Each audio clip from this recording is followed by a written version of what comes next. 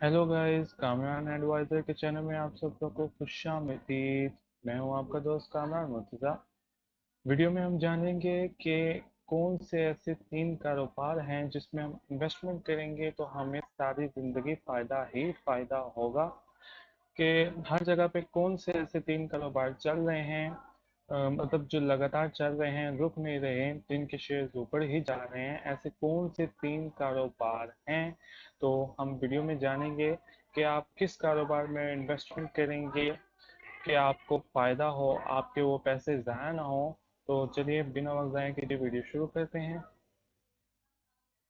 सबसे पहला कारोबार हमारे पास आ जाता है जनरल स्टोर्स का। जिसमें हम जितनी भी इन्वेस्टमेंट करें वो बिल्कुल कम है, क्योंकि ये हर घर में ये एक ज़रूरत है।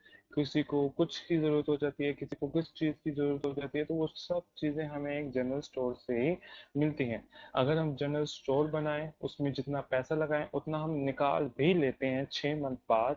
या आप उतना टारगेट रखें कि मीन्स कि आपने 2 लाख की इन्वेस्टमेंट की है, तो आप चाहते हैं कि मैं 2 लाख निकालना चाहता हूँ, तो उसके लिए आपको 6 महीने मतलब 6 मंथ आपको थोड़ा इंतजार करना पड़ेगा। 6 मंथ के बाद आपकी वो 2 लाख की जितनी भी इन्वेस्टमेंट आपने की होगी वो आराम से ऑटोमेटिक निकल आएगी। और उसके बाद जो बाकी आपकी शॉप होगी वो बिल्कुल फ्री की पड़ी होगी। इसमें आपको बहुत मेहनत भी करनी पड़ती है, और ये सबसे बेस्ट काम है, मेहनत वाला काम है। एंड इसमें आप जितनी इन्वेस्टमेंट लगाएंगे उतने कम है। इसमें बहुत फ़ायदा भी है, क्योंकि मार्केट में आपको हम खरीदने जाते हैं होलसेल रेट पे, लेकिन नहीं, अगर आप डायरेक्ट कंपनियों से राब्ता करके सामान मंगवाएं तो आपको और डबल फ़ायदा है। यानी कि कंपनी आपको, जैसे एक शैम्पू की बोतल है हम 190 में सेल कर रहे हैं, तो कंपनी से आपको 100 रुपीज़ की मिलेगी, और आपको एक बोतल के साथ 90 रुपीज़ की बचत होगी, मतलब आपको फायदा होगा। बस यही चीज़ है, हमें मार्केटिंग में जाके पहले एक बार चेक करना होता है कि कौन सी चीज़, जैसे घी है, चीनी है, इसमें क्या क्या चीज़ किस प्राइस में हमें मार्केट में होलसेल्स में मिल रही है। अगर आप डायरेक्ट कंपनियों से रब्ता करें तो वो भी बेस्ट है, अगर आप होलसेल में भी लेके सेल करें आगे तो वो भी बेस्ट है। लेकिन ये आपकी मेहनत पे डिपेंड होगा कि आप कितनी मेहनत करेंगे।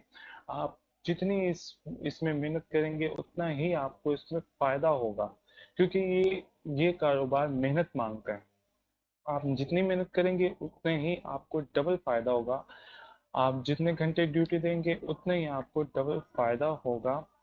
तो ये कारोबार भी हर जगह पे, हर मुल्क में बहुत ही ज़रूरी है, क्योंकि कभी किसी घर में कुछ चीज़ की ज़रूरत पड़ जाती है, कुछ चीज़ की ज़रूरत पड़ जाती है, तो उसके लिए एक दुकान का करीब होना बहुत ज़रूरी है। इसलिए ये कारोबार भी बहुत ही गुड है। जनरल स्टोर बनाना, उसमें इन्वेस्टमेंट करना, ये कारोबार भी बहुत ही बेस्ट है। और आजकल यही ही चल रहा है कि होलसेल चीज़ पे चीज़ों पे, मतलब चीज़ें खरीदना होलसेल्स पे और आगे सेल्स करना, यही आजकल चल रहा है। एंड उसके बाद जो हमारे पास अगला कारोबार जो हमारे पास आता है वो है इंपोर्ट एंड एक्सपोर्ट का। इसमें हमारे पास ये होता है, कुछ इसको सेलमैन का भी नाम देते हैं।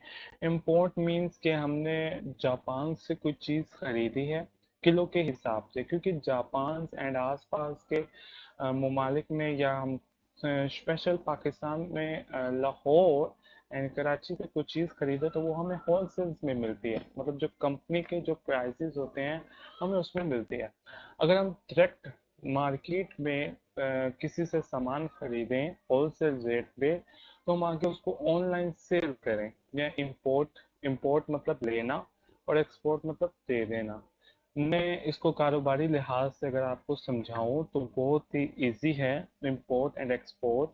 इसमें आप ये है कि आप चाइना में या फिर आप आसपास के ममालिक में सफ़र करें, या फिर आप स्पेशल, अगर आप पाकिस्तान से हैं तो आप स्पेशल कराची या लाहौर जाकर वहाँ पर देखें, कंपनियों में जाएं, कंपनियों से बात करें कि मुझे आपसे सामान चाहिए होलसेल रेट पे, तो आप उनसे होलसेल रेट में लेके अपनी अपनी जगहों पर आगे उसको सेल्स कर सकते हैं।